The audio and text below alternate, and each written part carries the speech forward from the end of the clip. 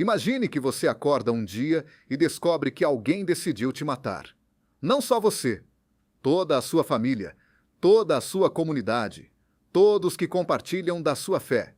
E esse alguém tem o poder de um império inteiro nas mãos. Parece um filme de terror.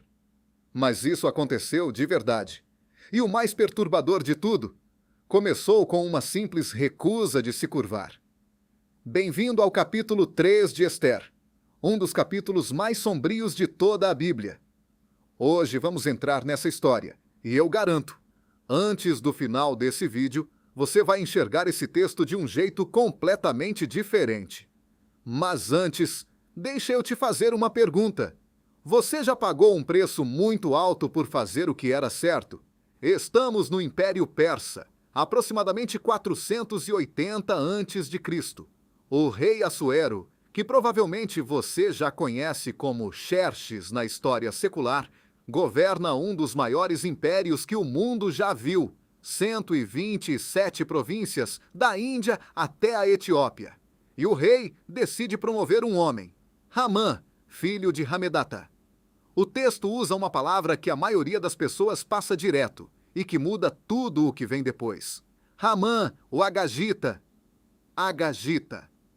O que significa isso? Para entender Hamã, precisamos voltar séculos no tempo. Durante o Êxodo, quando Israel saía do Egito pelo deserto, um povo os atacou pelas costas, os Amalequitas. Desde então, eles eram inimigos históricos de Israel, declarados pela própria Escritura. Centenas de anos depois, o rei Saul, o primeiro rei de Israel, recebeu uma ordem direta de Deus: destruir completamente os Amalequitas, incluindo seu rei Agag. Mas Saul desobedeceu, poupou o rei Agag. Esse ato de desobediência plantou uma semente de destruição que brotaria séculos depois. Hamã, o Agagita, era descendente dos Amalequitas. O ódio entre esses dois povos era ancestral, bíblico, quase espiritual. E Mardoqueu, ele era benjaminita, da mesma tribo de Saul. Você está começando a entender? Essa não é apenas uma briga de dois homens no palácio persa. Essa é uma guerra que atravessa séculos de história. O rei ordena que todos os servos se prosternassem diante de Hamã, todos os dias na porta do palácio. Era lei, era decreto, era a palavra do rei mais poderoso do mundo.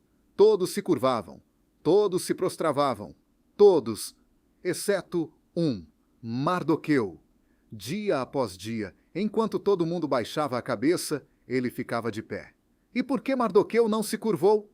Essa é a pergunta que todo mundo faz. E a resposta vai muito mais fundo do que parece. O texto nos diz que Mardoqueu havia declarado que era judeu. Mas por que isso importava? Na cultura judaica, prostrar-se diante de alguém era um ato de adoração ou submissão total.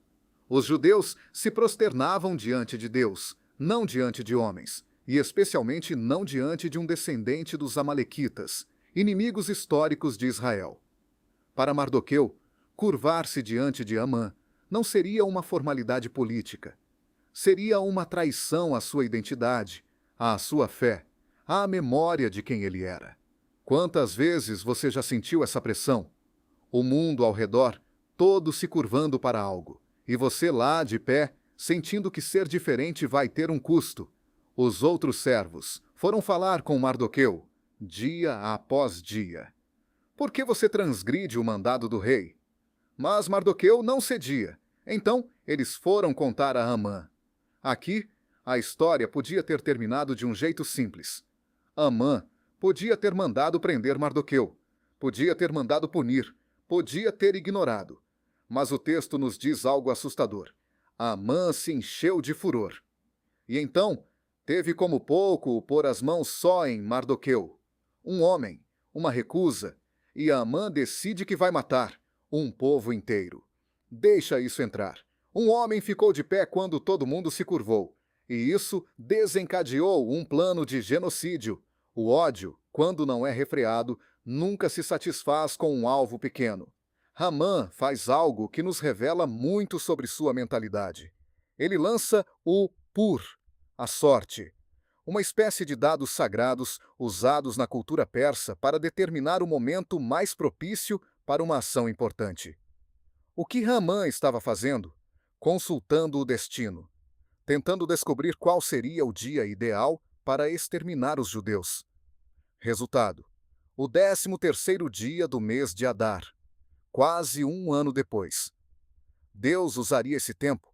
Esse quase um ano seria exatamente a janela necessária para que a salvação se organizasse. O que o inimigo pensou ser a hora perfeita, Deus transformaria em uma janela de graça. Amã vai ao rei com um argumento aparentemente racional. Existe um povo espalhado pelo seu reino. Suas leis são diferentes. Eles não obedecem às leis do rei. Não convém ao rei deixá-los. Ele não fala o nome, não fala os judeus. Fala apenas um povo, sem rosto, sem história. E oferece pagar 10.000 talentos de prata, uma fortuna absurda, para financiar o extermínio. O rei, sem ao menos investigar, sem perguntar qual povo, sem questionar, tira o anel do seu dedo, o símbolo máximo de sua autoridade, e entrega a Haman. Esse povo é teu, faz o que quiser. As maiores injustiças começam com preguiça de investigar, com autoridade mal exercida. As cartas saem. Correios levam para todas as 127 províncias. A ordem é clara: matar, destruir e fazer perecer todos os judeus, jovens, velhos, crianças, mulheres, em um único dia, e saquear seus bens. E o texto termina com uma imagem brutal. O rei e Amã se assentaram a beber. Porém a cidade de Suzã estava confusa. Assuero e Amã fazem um brinde, enquanto um povo inteiro recebe sua sentença de morte.